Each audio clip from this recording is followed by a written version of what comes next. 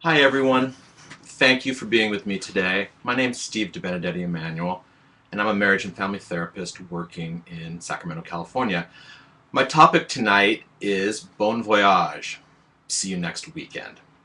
My objective tonight is to help the entire family prepare for a child's beginning of college. So I'm going to start with a story. um, 27 years ago, I started college. And when my parents dropped me off, we did the usual parent-child things. We did meetings, we had dinners, etc., whatever it is. And then at some point, my parents dropped me off. And I remember saying to myself, I'm free. And I saw we did the hugs, kisses, the whole bit. And they drove away in their car. And I ran across campus, overjoyed, thrilled. I was finally on my own. So before I go on, I want to give a little more background on me. I've been working with young people full-time since 1988, excuse me, so it's 25 years last month. And first 2 years that I was with kids, I was a resident assistant at Santa Clara. So I know full well the challenges that first and second year students have. So, and then since then, I've taught, I've counseled, and my practice now is focused on high school students and their parents. So we're in the heart of, beginning of senior year, we're in the heart of SAT prep, we're in the heart of interviews, applications, APs, etc. It's a time of great transition and great stress. Okay, so moving right along.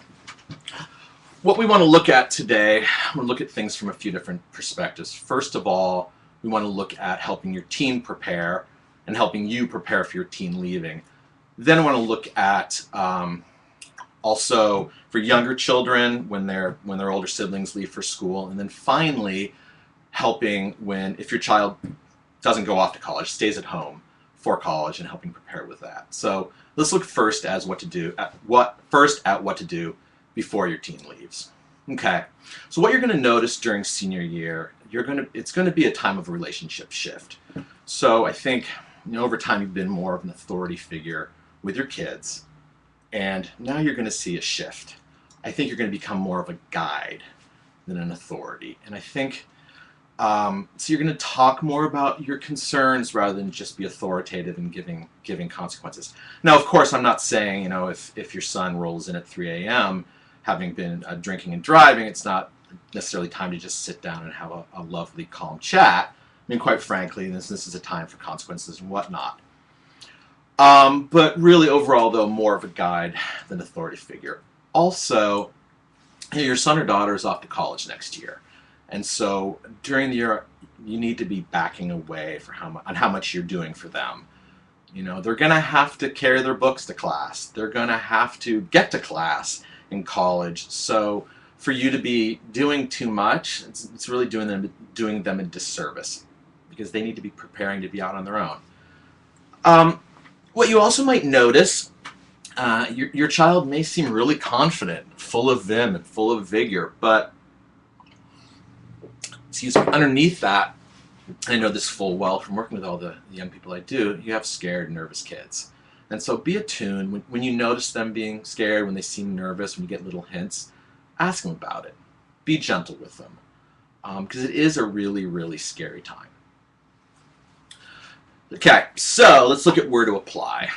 I'm in the Central Valley, Northern California-ish. It's hot, kind of cool in the winter, etc. And so when I talk to kids about where they want to go to school, they want to go near the coast. Most of them say, I want to go to school in LA. I want to be near the beach. And that's great. LA has some really, really fabulous schools, and some really fabulous schools near the ocean. Pepperdine University overlooks the Pacific Ocean. Really, really fabulous school. UCLA, 4 miles from the ocean. Great schools. Without going to specifics, there's some other great schools that are maybe not in the best locations. So our job as parents is we need to guide our kids. We need to get them to look more at specifics more than just the location of where the school is. Okay, So, and one thing just to remind you, please send your questions in. I'm not going to answer them. If there's quick ones, I'll answer them, but I'm not going to answer them until the end. But there'll be plenty of time for you to ask as we go along. So please send them in as you have them, and I'll get to them at the end. Okay, finances. Now, part of transitioning to college is your son or daughter is an adult now, and a big part is how are we going to pay for college. Now, I know earlier in the day here on College Week Live, there's been a number of conversations on financial aid, et cetera, so I don't want to go too deeply into it, but I think it's important that your kids are in the loop in terms of how are we going to pay for college? How much can you as parents contribute? You know, what does room and board cost, or rent if you're in an apartment? What about, you know, are you going to get a job, work study? What about financial aid? You know, scholarships, etc., and then just incidentals, entertainment, cell phone, etc. Just, it's time to have a really adult conversation about it. So everyone is kind of on the same page, you know, ahead of time. Okay, applications.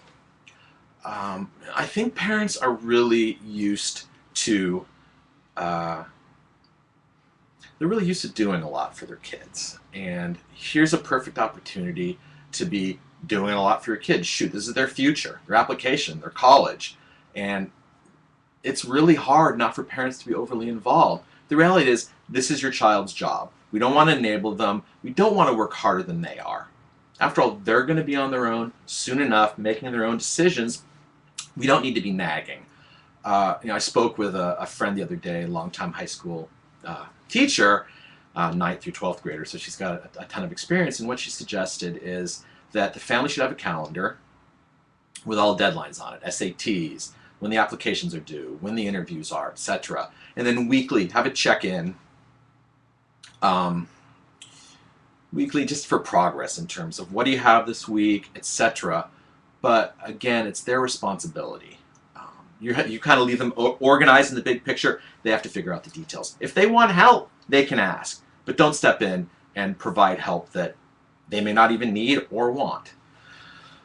Okay, so part of the preparation as well is how are you going to stay in touch while your child's in school? Okay, so it's important when it comes to communication. We don't want to smother our kids. And again, this is the preparation. This isn't when they're at school. We're still talking about preparation. We don't want to smother them, but we do need to be in touch with them frequently. And I know we all text, or most of us text, and you know, I have parents who say, gosh, we know we text on a daily basis, but quite frankly, we don't really know how people are doing through text. You know, have a good day, John. Okay, or Kay. Send a letter your way. You have no idea how they're doing. So I'm a big believer in hearing a child's voice, young adult's voice, or seeing their face, be it on Skype or whatever, on a regular basis. I spoke to my parents every Sunday night when I was in college, and that allowed me to still feel connected to them, while at the same time they could sort of check in with me to make sure I was okay. And also finally just plan visits home. Okay, let's get into nitty-gritty stuff. In part, this is to help parents with their own anxiety, but you know, we have a lot of things we can teach our kids. First of all, what I call ADLs. You know, some of your kids have been, you know, doing their own laundry and washing clothes since they were, you know, washing clothes, ironing clothes since they were 6. Other kids don't know how to do their laundry. Some kids don't know how to cook. They don't really know how to clean. So if in the dorms, they don't have to worry too much about cooking and cleaning, but certainly they're going to need to know how to do their laundry. So very basic stuff, but you'd be surprised how many kids don't really know how to do these things. Okay, self-care. And I was talking to a young woman recently, who's a college student doing really well at a fine school. She said to me, you know, pretty much the way we deal with stress is we drink. And okay, yeah, that happens at college, but let's hope our kids have a few more self-care skills than that. Let's make sure they think about exercise, eating well, sleeping well. Of course, this is the parental worry stuff, and I know, but these are good reminders for kids as well. Eat well. What else are you going to do? You know, do you do yoga? Do you meditate? Do you write in a journal, etc.? They need to take care of their own emotional feelings, or know where they can get extra emotional support. So we need to point them in directions. Now, obviously, we can't bring them to the counseling office physically if they're having a hard time, but doing a tour of the campus and doing a tour of the surroundings. It's not necessarily you have to walk your kid. Okay, here's the counseling office if you have a hard time, but they should know where things are in the community. Where's the dry cleaner? Where do they get their groceries if they need groceries, etc. So having a campus tour is a really helpful, important thing. Okay, roommate. Back in the day, you got your roommate. They told you who your roommate was or is. But nowadays, you can have so much more say in who your roommate is. Check online, be in touch, etc., etc. So one of the questions, though, is how well do you want to know your roommate? Some of the people I know, some of the people I work with, go to school and they room with friends. I understand the comfort of that. It's good to know who you're living with. But at the same time, living with your friend can be kind of isolating and limiting because you're used to hanging out with your friend. You don't necessarily have to go out and take the same emotional risks when, you're hanging out with the kid you know real well. Okay, moving along. Okay, we're getting close to leaving now. So how are parents supposed to deal with leaving?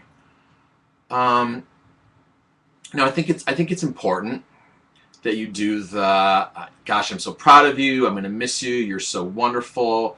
I'm proud of you. You're my son. You're my daughter. I'm going to miss you, etc., etc. Don't overdo it, though. I think kids can get the message on a subtle level that my parents aren't going to be okay. And so if you're feeling more kind of overwhelmed as they leave, share those with your friends.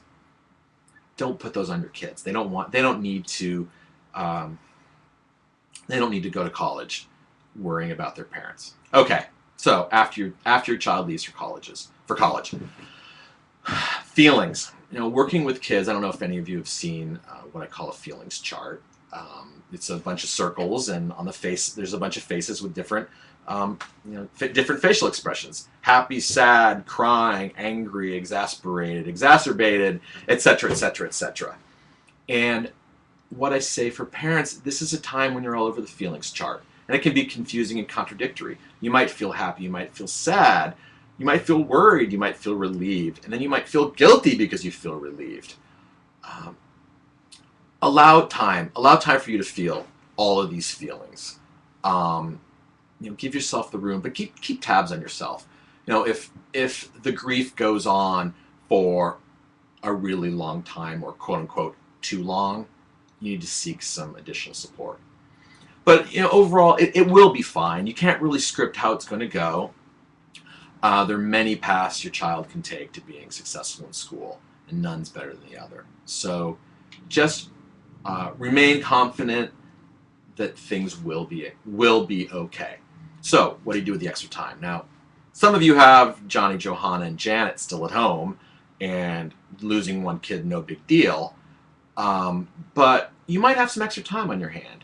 So now that you don't have shows and games and practices and traveling soccer tournaments, etc., etc., to go to, you're gonna have some more time. And so, what are you gonna do with your extra time? And I think you can stay around at home and kind of wallow, or you can go out and try new things.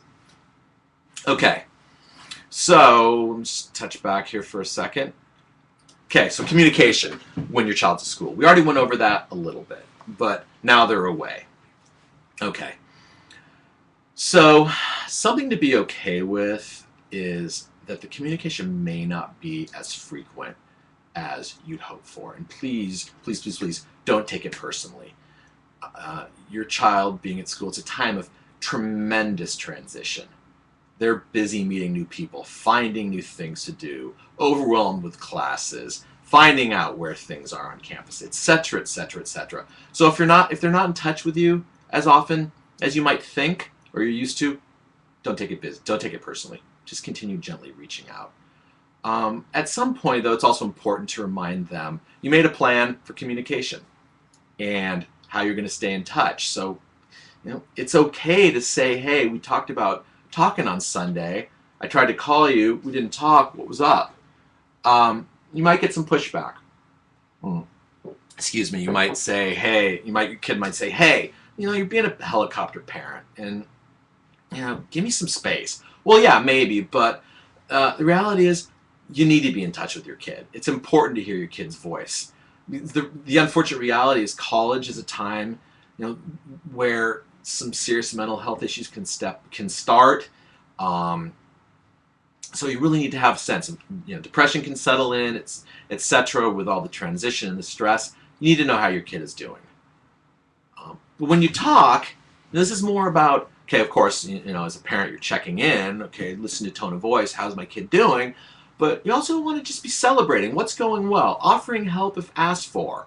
Work really hard. Our kids are well attuned to feeling judged. So stay closely attuned to not being judgmental or critical or lecturing your kids. It's past lecture time. They've outgrown lecturing. And if you're able to communicate with your kids this way, they're going to be more likely to stay in touch with you. They're going to want to stay in touch with you because they won't feel judged. They want to share the experience with you. Okay. Sorry, I'm having a little bit of a computer glitch here. All right.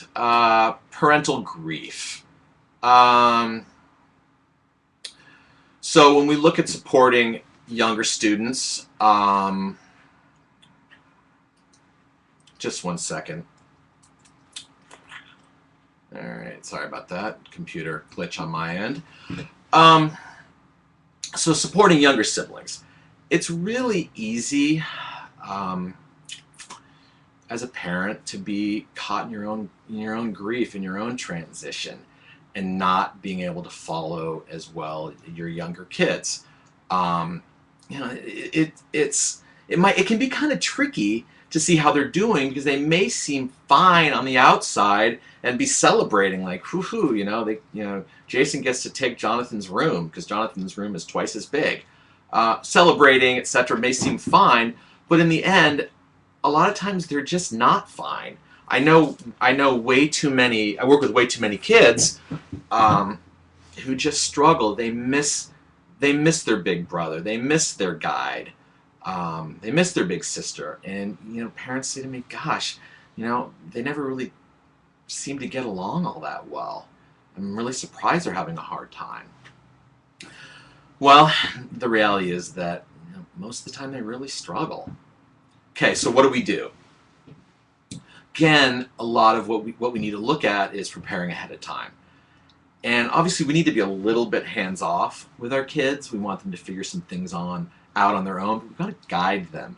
We want to guide them towards spending time together. I think that can be really difficult because our kids are so busy. Senior year, it's busy. Younger kids, it's busy.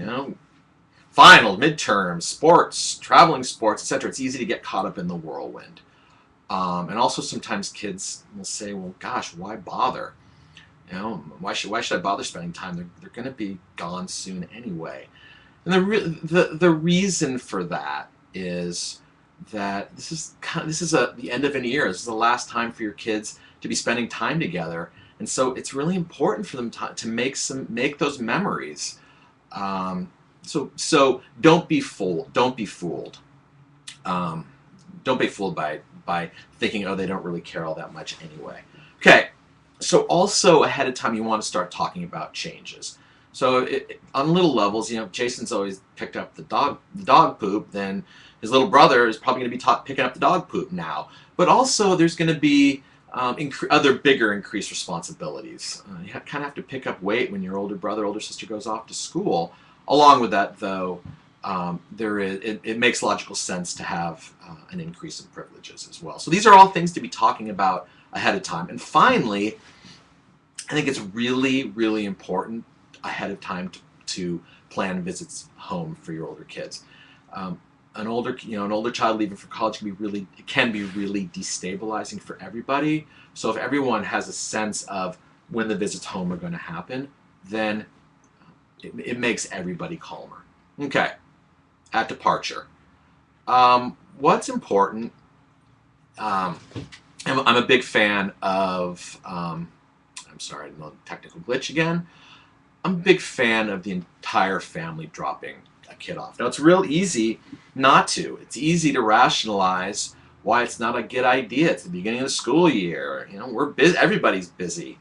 We don't want to get away. We don't, junior plays football. etc., etc. I realize there's things that are difficult to get away from, but at the same time, if everyone can drop your kid off, then it's important. It's helpful for everybody. It provides a frame of reference. You know, when the kids talk, you know, or they're texting, hey, got to go to class. Then the younger kid goes, oh yeah, okay, that's where he goes to class. Just little things in his mind can help, or her mind can help give a frame of reference and help them continue feeling connected. Okay. Okay. Once a sibling is gone. So regardless of,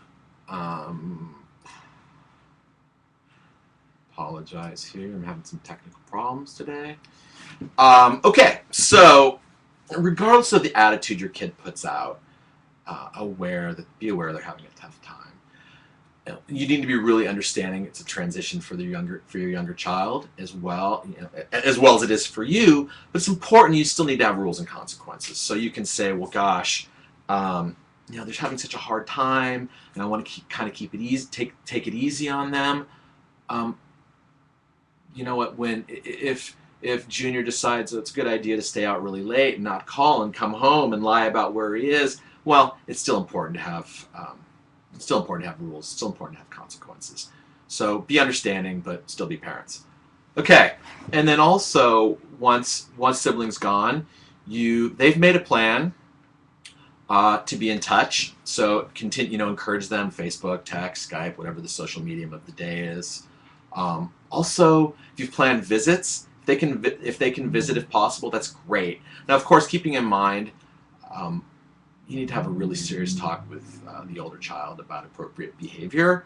There's nothing like heading off to college and the younger kid thinking, woohoo, I can go out and go crazy without the parents here. So if it's appropriate, if you feel comfortable with a visit, that's great, but make sure it's really structured. And also, once they're gone, just reconfirm the visits. Know that they're going to have some time together. Okay. So moving along. So just want to share a little bit more of a personal story here. When I was 17, senior year in high school, I was a passenger in a near-fatal car accident. So my plans, I'd visited lots of schools, applied to lots of schools, gotten into some, didn't get into others. Kind of wanted to go to Berkeley, didn't get in. Kind of wanted to go to Georgetown, didn't get in. But got into some really good schools, and I was set on a really solid school. Well, having this serious car accident made me, I just wasn't ready. I went through some testing. My parents and I talked about it, and ultimately we decided it wasn't a good choice for me to go off to school. So I stayed behind at a community college. And for a variety of reasons, not all of your kids will be going off to college this coming year. Be it financial, be it medical, or be any of a variety of reasons, you'll have kids staying at home with you. And then some of your kids will go off to four-year schools and not do well and come home and go locally. Or some kids, I had a kid at a local school who wasn't doing well in the dorms, moved back home. Those things happen, and they're things you can't necessarily predict or prepare for, but they happen. Okay, so you have your kid living. You have your kid living at home. So ahead of time, when you first know your kid is going to be with you, you need to start preparing. At this point, parents and teens need to talk with each other. Concerns, what are their hopes? What are their expectations? And they want to listen. You need to listen to each other as you plan your year out. You want to get along as well as possible, realizing that there's going to be a shift in the relationship. You also want to start setting goals with them. What do they want to do? Where do they want to go to school next year? Or what is their goal next year? I think it's important for parents. You can have hopes and dreams for your kid. Your child's an adult now, and your hopes may not match his or her hopes. Excuse me. And they're adults. You may think, gosh, 2 years here, and my kid's gonna, my kid will transfer to UCLA. Well, your son may think, I'm going to go to LA, but I think I'm going to go check out Hollywood for a year, a couple of years, wait tables, and try to make it. Try to make my break. And that can be really destabilizing, really difficult for parents. But they have to be okay with these are their kids' decisions to make. Okay, so within reason, it's your job to guide and support what they want to do. Okay, so let's get to nitty gritty. When we look at the nitty gritty of our kids, the kids are going to be at home. First of all, you need to discuss how schedules are going to change. It's not like they're going to school 8 to 3 anymore, and they have the job for a couple hours, they play a sport, they come home. Things are kind of schedules are a little bit more regular. Going off to school or going to school locally, they'll be going to school at 7 o'clock. Maybe they'll have 4 o'clock, 7 o'clock class. They'll be out of class late, etc. Just a way different schedule. So they deserve more flexibility and freedom, but at the same time, they're not living in the dorms yet. They're still living in your house. So remain aware that you don't need to be tiptoeing. If it's Saturday morning at 9:30 and junior rolled in at 3:30 a.m., you don't need to tiptoe around your house. If you need to mow the lawn, you need to mow the lawn. You can only accommodate so much. And also, remember, they're still at home. So they're still an active member of the family. You have expectations they're going to hang out. They hang out. And my family, my entire life, we had dinner together on Sunday night. That was still the same expectations even when I was in college locally. So there's a change, but being at community college, there's a change, but they're still living at home. So it's important that you still have the same rituals, same responsibilities. They don't get out of it's not a get out of jail free card. Okay, finances. So obviously it's more affordable to be going to school locally, but expenses do increase. And again, I'm all about honest conversations, and adult conversations. So you need to look at as parents, okay, what sort of financial needs does your child have? Talk about it with him or her. Figure out, how are you going to pay the bills? Kids need to be kicking in too. So it's an opportunity for a conversation, and then educating them on financial responsibilities. Okay, so just wrapping up here. Your teen's graduation from high school and going off to college, regardless of location, it's going to be a period of great transition for everyone, and changes for the entire family are inevitable. So preparation, preparation is the key to minimize difficulties and shorten the adjustment period. And so if you're talking frankly ahead of time, everyone's able to speak openly and listen to the other, transition's going to go as smoothly as possible. So my best of luck to you, parents. It's an exciting time. And I know, hopefully I've given you some skills, and you've seen some other presentations today on College Week Live, and you have some skills to help walk your kids through senior year into the first year of college and beyond. Thanks so much. Now I have time for questions. Please feel free to write on in.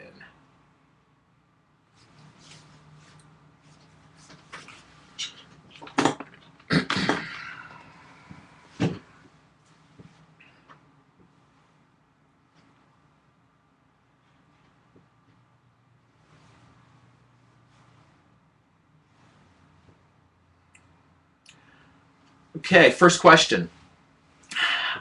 I have a senior in high school, and she has 2 younger siblings, both in high school. What advice do you have for me for the younger kids? That's a really, really good question, and thanks so much for asking. My advice is, I think sometimes parents don't do a really good job of teaching their kids how to be responsible, how to handle adult responsibilities when they're younger. So, in some ways, I think parents are preparing to launch their kids. From the moment they're born, we're preparing for them to be launched, to be done, to be gone. We want them to be set up as healthy, happy adults. So with younger kids, we need to start. They need to have as much responsibility as possible. Don't baby them. So just help them become as independent as possible, as soon as possible. Thank you. That was a really, really good question.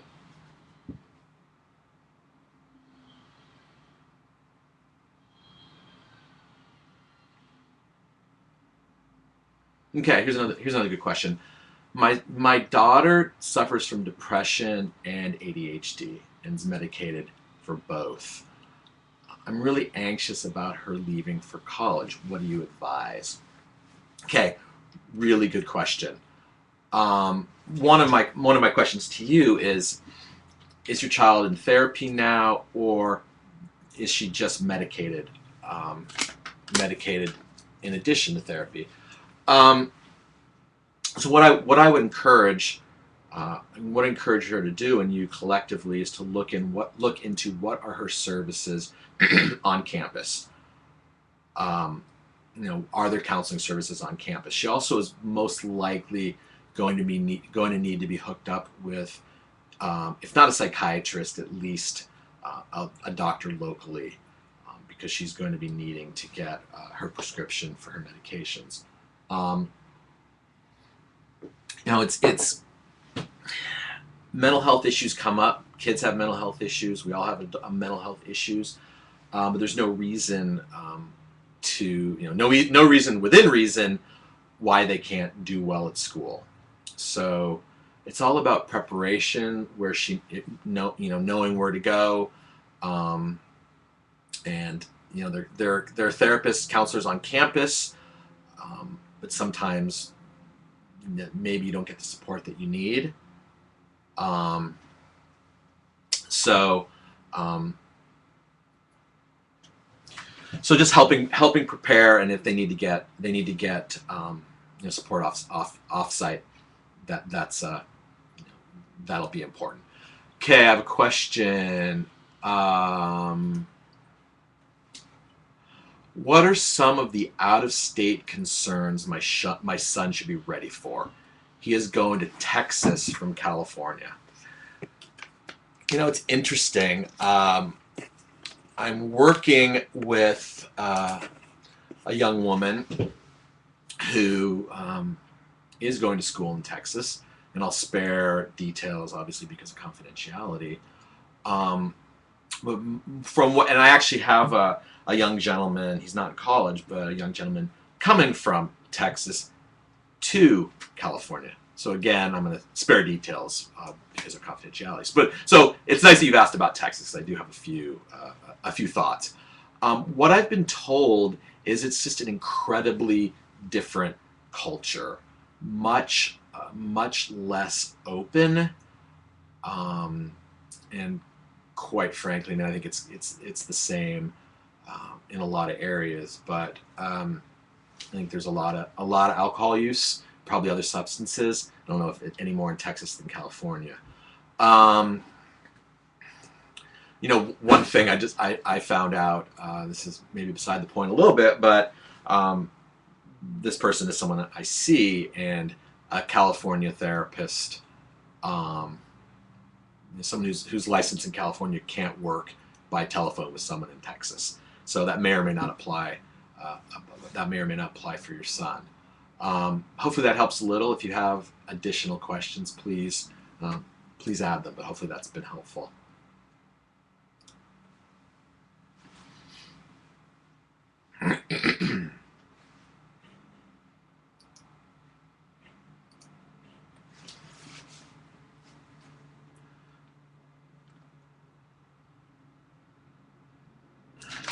Okay, here's a good question.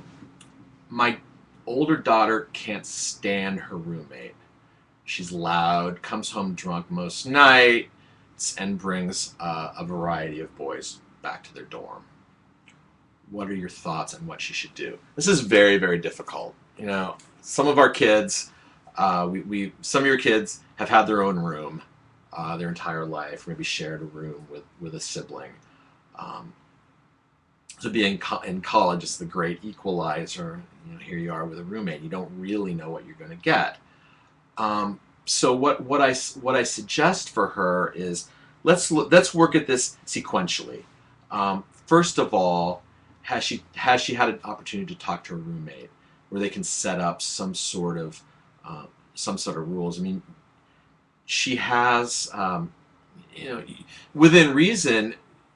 Her roommate has rights to spend time with boys. At the same time, she does not have the right to be having boys in spending the night. So, in a variety of schools, I know some schools you can't have, kids of opposite sex in the room, etc. So schools vary school by school. But so start by talking to roommate.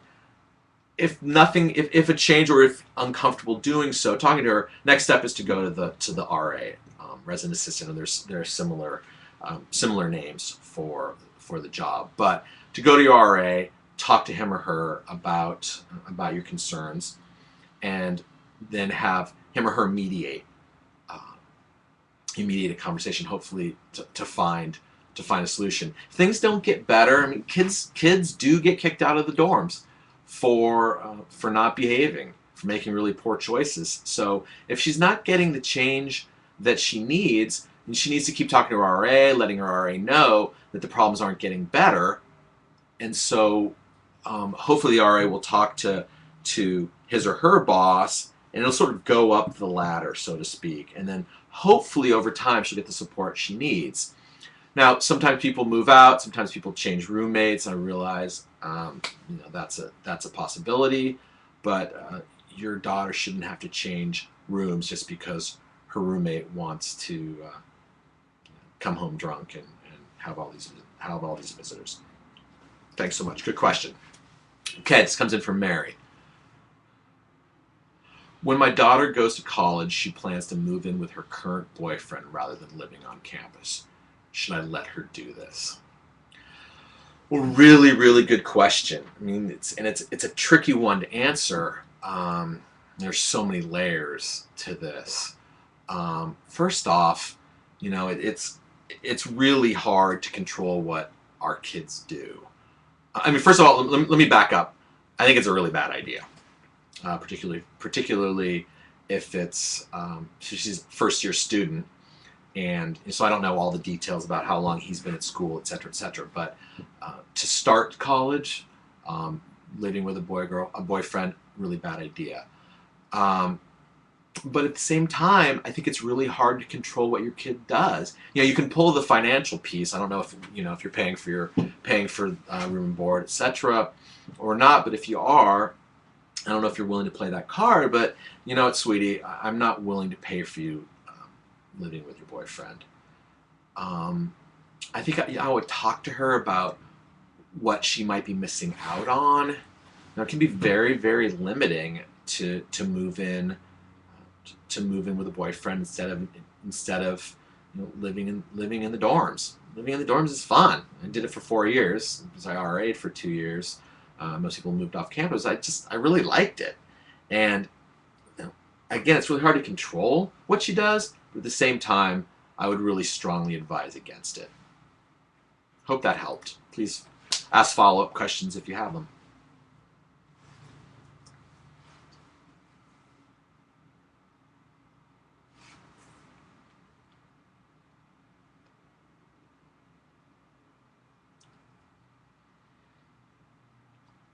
Okay.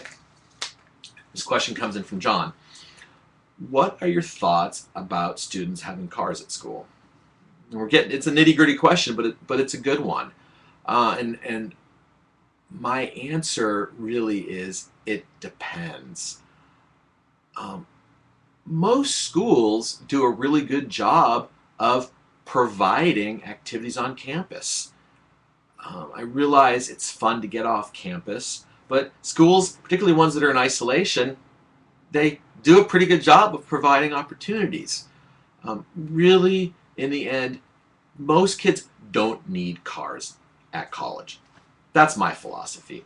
I realize there are situations where that changes. I mean, if you live off campus and there's really poor public transportation, um, reality sets in. If it's too far to ride, too far to ride on your bike, excuse me. Well, then, maybe a car is a necessity. But in general, I'm not in favor of it unless it's an absolute necessity.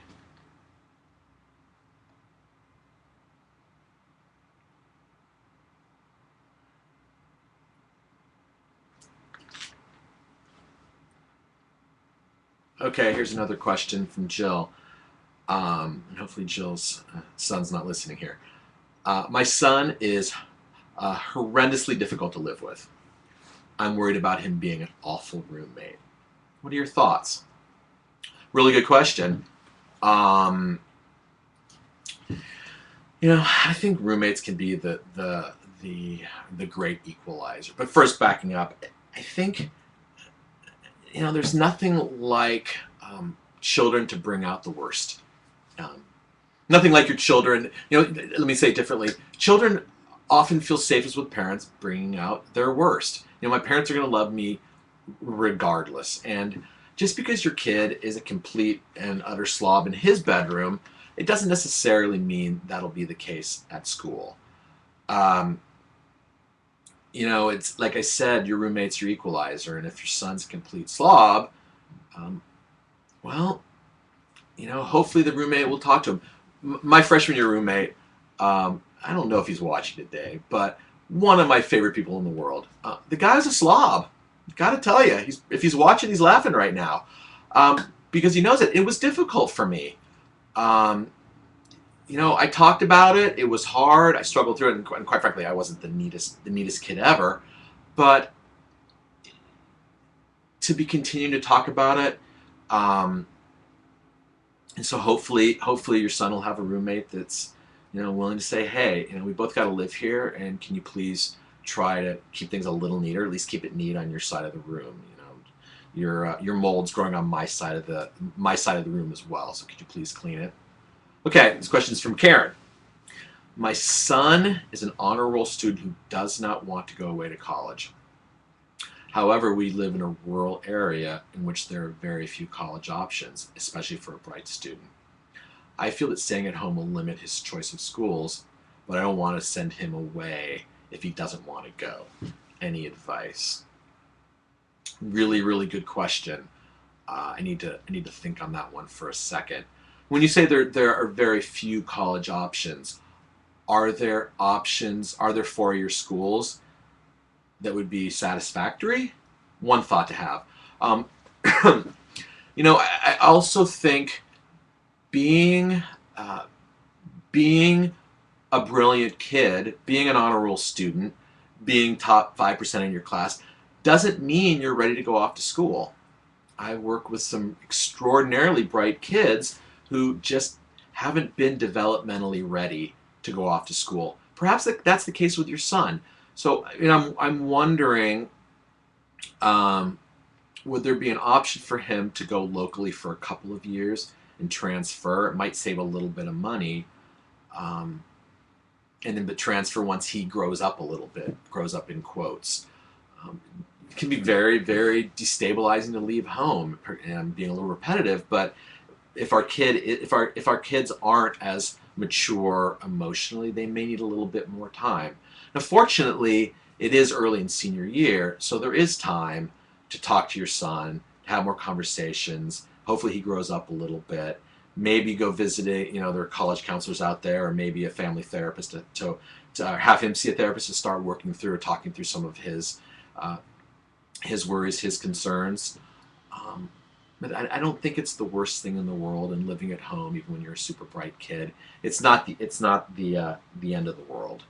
But I get it. I mean, we have hopes and dreams, and when you have an honor roll kid, you're thinking Stanford, Harvard, and if he wants to be at Podunk State locally, uh, I understand. It's disappointing, and it can be tricky for parents. Really good question.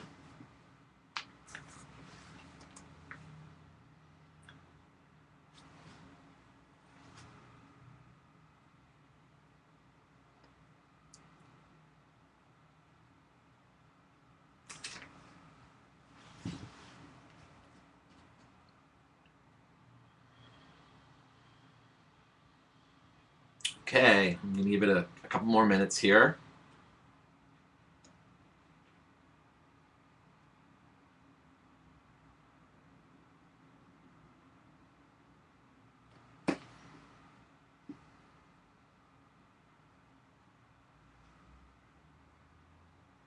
So we still have about 15 minutes left.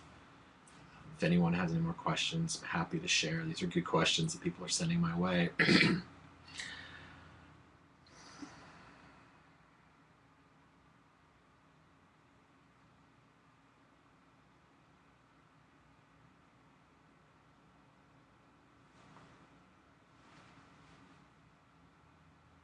Alrighty.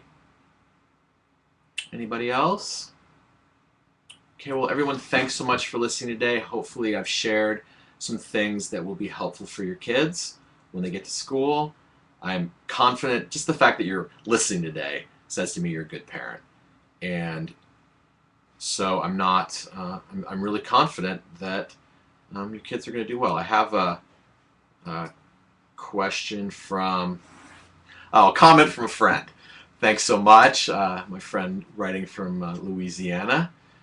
He actually went to college in Texas, but I don't think I was talking about him when I talked about Texas. But he's giving me a thumbs up for doing a good job. So Sonny, I'm glad you're watching today, and thanks for giving me the thumbs up. Okay. Anybody else?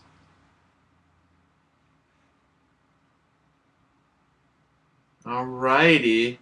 Well, thanks so much, everyone, and I appreciate you being here. Signing off for now. Take care.